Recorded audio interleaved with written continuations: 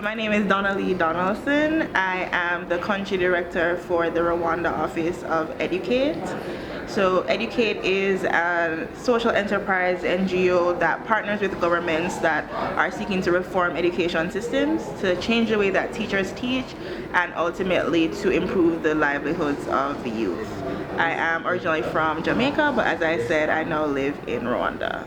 And you want me to talk about the journey of how I got here? So the backstory is I was born and raised in Jamaica. I went to university and law school in the US, got scholarships for both of my degrees, which is how I was able to go. And then I practiced law in New York and ultimately decided that I wanted to do something different, move somewhere else, but keep on doing work in the public sector.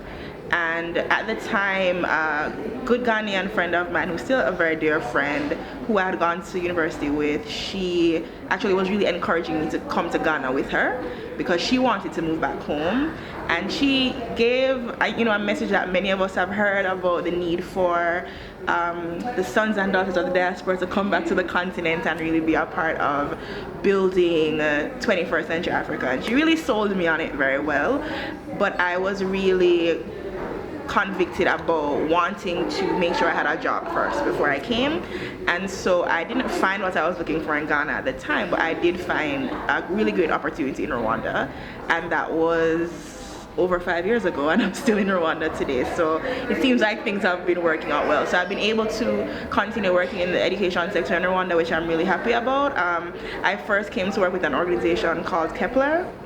And working with that organization, I was one of the founding team members. We actually started a university in Kigali, which is still there today and which is flourishing and doing very well. We also created the first university in a refugee camp in Rwanda.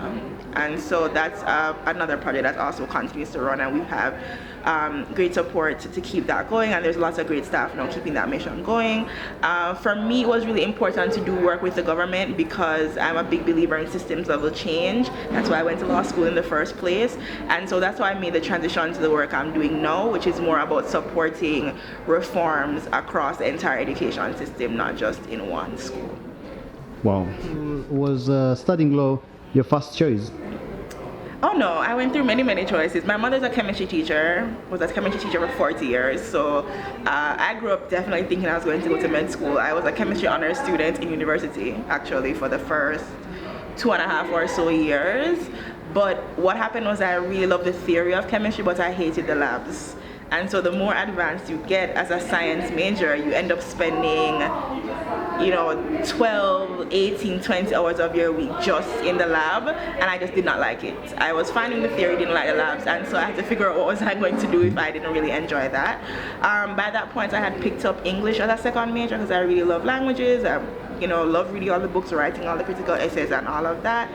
And so I had English as a kind of a backup major, and once I switched completely out of sciences, I picked up social science as a second one. So I graduated with majors in English and social and behavioral sciences. Okay. And from that, I knew I wanted to do policy change. Coming out of various experiences I had, I interned at a lot of different places, and I kind of landed on this idea of wanting to do changes in government policies. And so that's where the desire to go to law school came from. Okay, right now in the world, there are many challenges, yeah? What do you think are the main, probably 2 or 3 challenges that we can tackle? Because if I ask you the stuff that we can tackle, there's a laundry list. Yeah. But what are some of the stuff we can tackle, and probably it doesn't require a lot of initiative? Wow, it doesn't require a lot of initiative. I think that part really throws the question off because I think the tough problems do require a lot of collaboration to solve. In fact, I think sometimes we are too disengaged, like we're leaving problems to be solved by somebody else instead of taking the responsibility.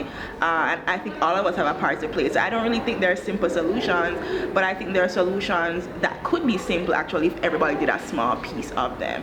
So one example of that is closing the gaps that relate to social inequality. So that very wide margin between the richest of the rich and the poorest of the poor, right? I'm sure we've all heard some statistics about how 20% of the world has 80% of the wealth and things of that nature. And so it really should not be that hard for us to do some amount of wealth redistribution. I'm not saying that we should take away what people earn, right? But we also know realistically if somebody has Jeff Bezos or Warren Buffett's level of wealth, or they're never going to spend it in their lifetime, right? Meanwhile, somebody's outside starving, or there are people in their companies that are living out of their cars. Like we hear those stories of even Amazon employees fainting at work, not being able to access healthcare. It doesn't really make sense, right? So I'm not saying we should go and snatch money from people, but I think we have to have some serious conversations about how do we ensure that we don't have wealth being hoarded in spaces when there are people literally starving and literally dying from conditions that could be remedied if funds were made accessible to them. That's one. The second one is obviously corruption in governments. I think sometimes we don't hold our governments accountable to us when we should, because they are put there to work for us. And similarly, sometimes on the other side of it, sometimes they go in with the wrong intentions, or they go in with the right intentions, and somewhere along the line they lose sight of what they went there to do in the first place. So I do think we need to have a serious look on a global level, not just on the continent but everywhere, including where I'm from, and including many of the countries that claim to be leaders in the political sphere. We always see that everywhere has disenfranchised people, every single country, and the political systems are supposed to be able to remedy that. So I think we have to look really carefully about how can the public, how can the society hold its leaders more accountable for their actions. Is it a winnable dream, or it's a thing we should do because it's the right thing to do despite the challenge itself? Because sometimes it seems like the political system is so deeply entrenched in the wrong direction, that finding the right direction is, and I don't want to go deep into policy, but I think it's possible. I think it's important for me to tell myself it's possible, because if I didn't have hope that life could change, how would I get out of bed in the morning? I would be depressed. I wouldn't be motivated to do the work that I do, because why would I spend time trying to improve the education system if I didn't believe it could be improved, right? So is it something that I think we will see a major overturn in my lifetime? No, I don't think this is a 10-year or 20-year solution. I think it takes a long time to shift mindset, right? That takes generations, right? So even if we make changes and decisions now at the policy, at the government level, the people who are 75 years old, 80 years old, they grew up in a totally different system. Even people that are like 30, 20, it's hard to really get them to change, and so it will take years to change their mindsets, and then we'll have to raise up a whole new generation behind them. But it can be done, right? I really believe it can be done. I think we have seen attitudes about many things in life change over time. Certainly the views that we hold now are not the same as what our ancestors 10 generations ago did. Something happened, right? Evolutions happened. We learned more about science, about society, and all those things. So that alone should show us that there is hope for some kind of changes to happen, but it's just going to be slow. So I think we have to be persistent and really committed to the task. Okay, being the optimist that I am, the word escaped me.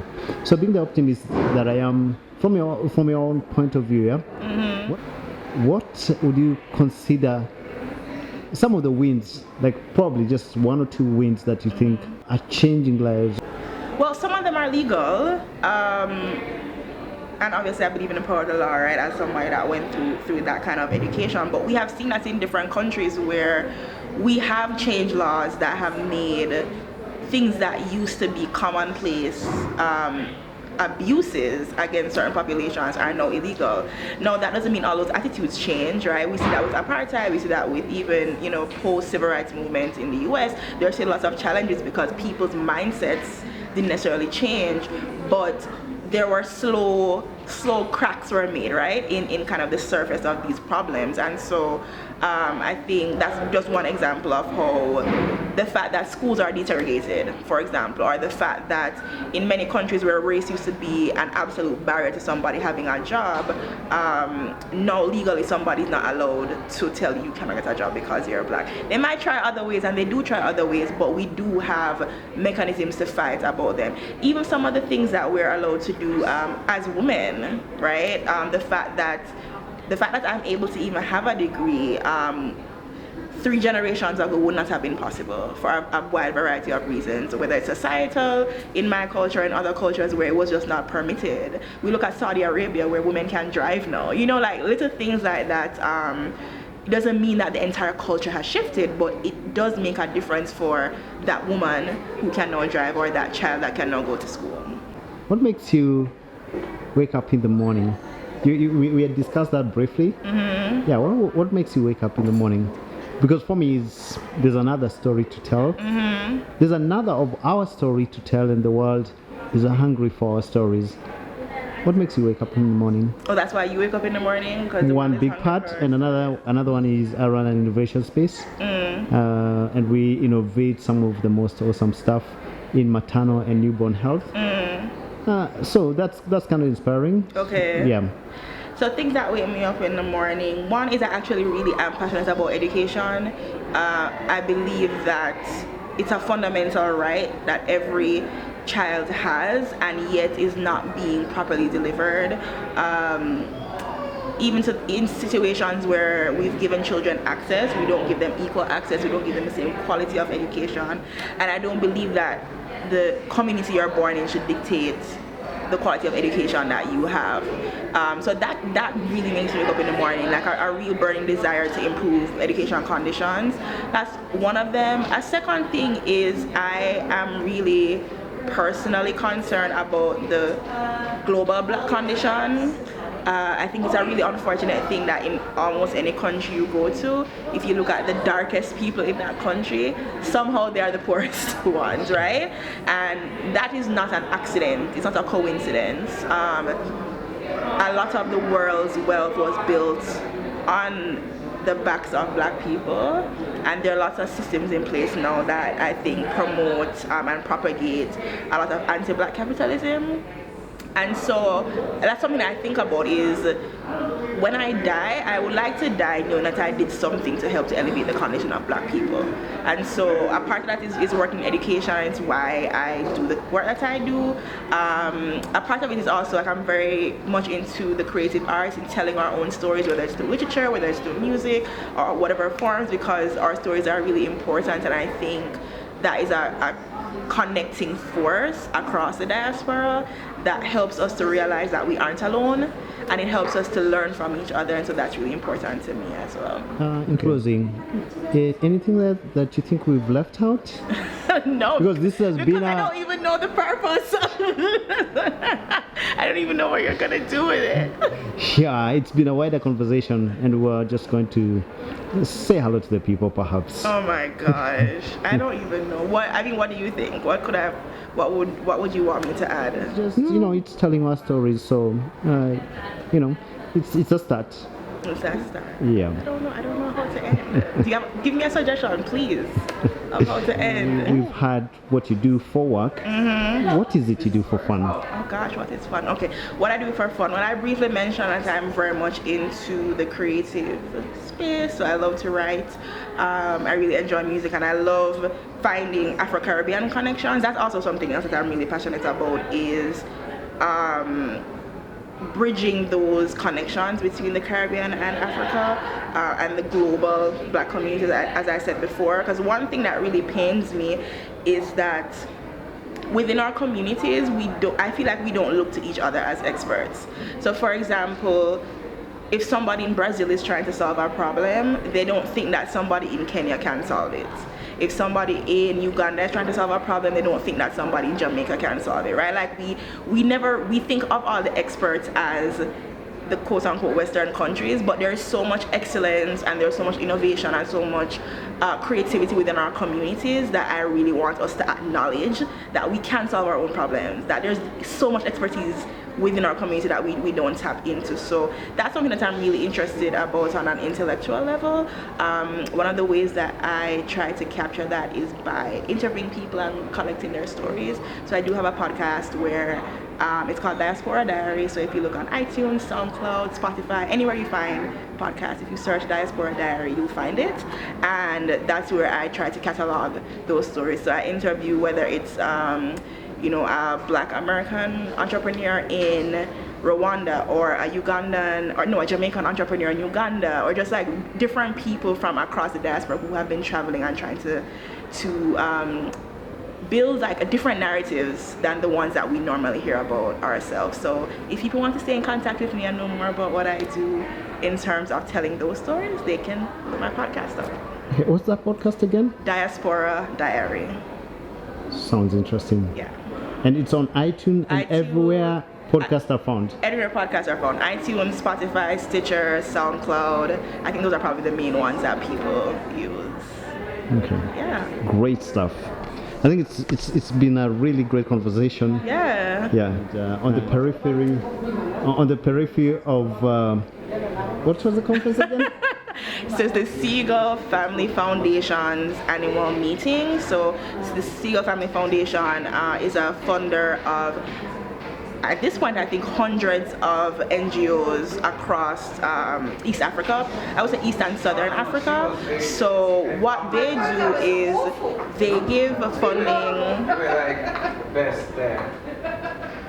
Okay, so what the Seagull Family Foundation, I'm gonna start over. Okay, what the Seagull Family Foundation does is it gives funding to NGOs that are solving problems in sectors such as education, health, gender equity. It's a wide variety of social issues are covered by the foundation. But going beyond that, I think one thing that sets them apart is that they really try to focus on building community amongst those NGOs, because the idea is that it's not the foundation that should give money and throw at a problem. It's people in the countries that should be coming together and forming their own communities and collaborating. You have a baby cry. You have a baby cry. Yeah. It's people in these countries that should be forming communities and solving problems together. And so the purpose of the meeting is really to bring all of the people, in the various sectors together so that we can learn from each other, share experiences, and then hopefully when we go back, we will go back with new friends that we've met here. We'll keep in touch and we will continue to build those relationships to help us to approach problems in a newer way, in a more meaningful and sustainable way. So, for example, if I'm working on an education issue with my team in Rwanda, it's just 30 of us thinking about it. But if I now know that there are these other 30 organizations between Kenya, Uganda, Tanzania, Malawi, Burundi that are working on this issue in some other way, now we have created a bigger network, and hopefully we can communicate and collaborate to work on these problems in a broader sense. Okay. So African solution by Africans. Yes. For Africans in Africa. Yes. Whoa, what an opportunity. Local solutions. Local solutions for local problems. There's actually a panel tomorrow with that title, I believe, among them. Yeah. Okay. Cool. Yeah. Thanks a lot. Thank you. And thank you for your time, and thank you for the good work that you're doing. Thank you. And thank you for, I just ambushed you. You did.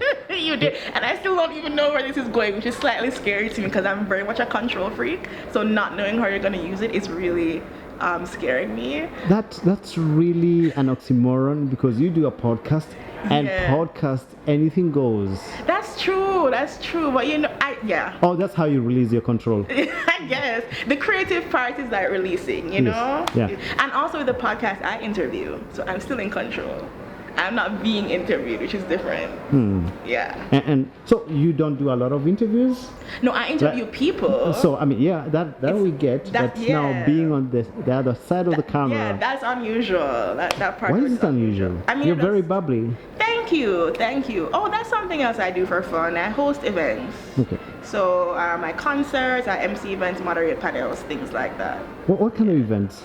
anything. So I've done concerts, I've done like high-level conferences at those big summits. I've done lots of arts events, like performing arts. I've done literary events, so like with lots of authors. I've done award shows, just a variety. Yeah. I ran a music event for about 20 years. Okay.